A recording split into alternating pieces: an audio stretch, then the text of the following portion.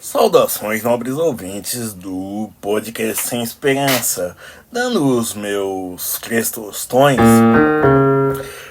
eu digo que a prisão do Bolsonaro precisa ser rápida, e para o bem de todos, até mesmo do próprio Bolsonaro. Primeiro, como eu já falei em várias ocasiões e vale a pena repetir, a cela dele já está pronta desde que aconteceu os atos de 8 de janeiro, as manifestações, né, que resultaram no processo. E aí ele votou basicamente para isso. Se ele fizer... Se ele for esperto, ele vai ficar que nem o... Como chama? Que nem o Lula, né? Que saiu do tribunal de cabeça erguida. Quando foi pra prisão, ele não estava algemado. E foi num carro, não foi no chiqueirinho, né? Da viatura. Ele foi carregado como um passageiro.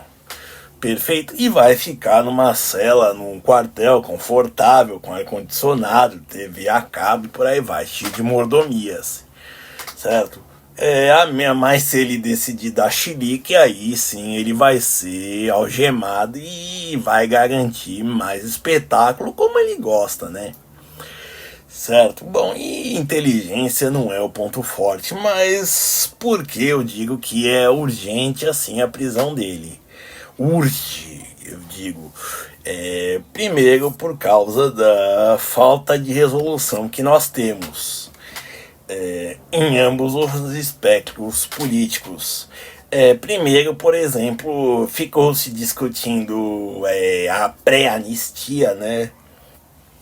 Aí não conseguiram assinaturas para adiantar, tentaram fazer PEC para diminuir a idade de presidente, para ser o puxa-saco do Nicolas Ferreira, né? Certo? Poder ser candidato. E bom, então nisso daí, e a direita basicamente tá sem candidato para 2026 e assim, quanto mais rápido o Bolsonaro for condenado, porque por mais esse não será um julgamento sumário, mas todo mundo já demonstrou que se puder vai caguetar ele, né?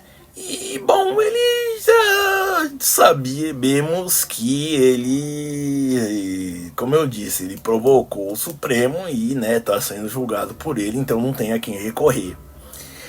Enfim, isso é o detalhe, então fico mais voltando, isso fica a confusão na direita e de certa maneira também na esquerda.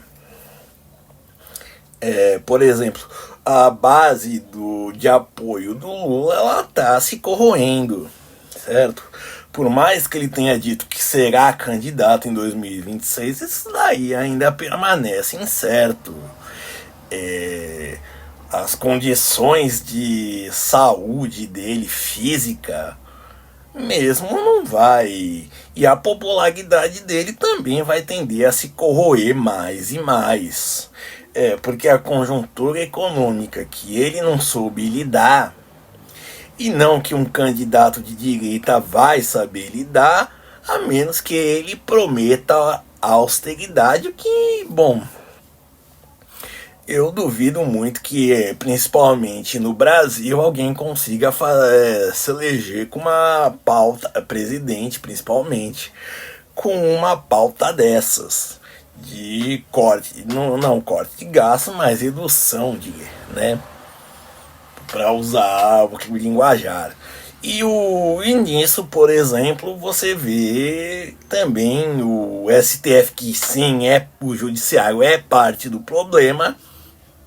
Lembrando que, por exemplo, enquanto uma pessoa que tem 6 filhos e recebe Bolsa Família, ela só vai receber pelo 6º filho quando o mais velho completar 18 anos.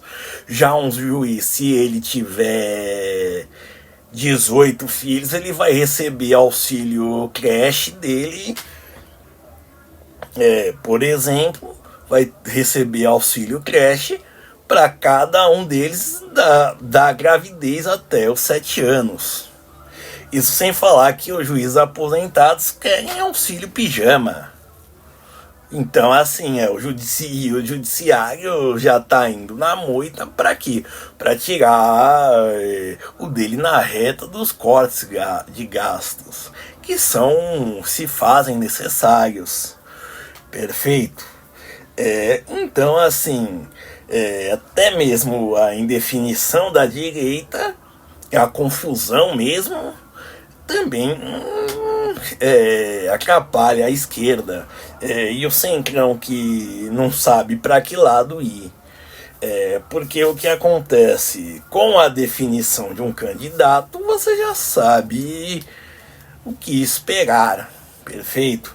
E assim, se você acha que o Bolsonaro vai ser candidato a alguma coisa assim, não vai. Ele já saiu do jogo político. Bom, ele já saiu, tá? E talvez quando ele for solto, ele consiga voltar a senador e por aí vai, pode até ser presidente, porque a situação, como eu disse, se não prometerem uma política de austeridade, ela vai degringolar mais ainda. Mas de qualquer forma, assim, Bolsonaro tende a sofrer um apagamento. Bom, e o que eu poderia dizer?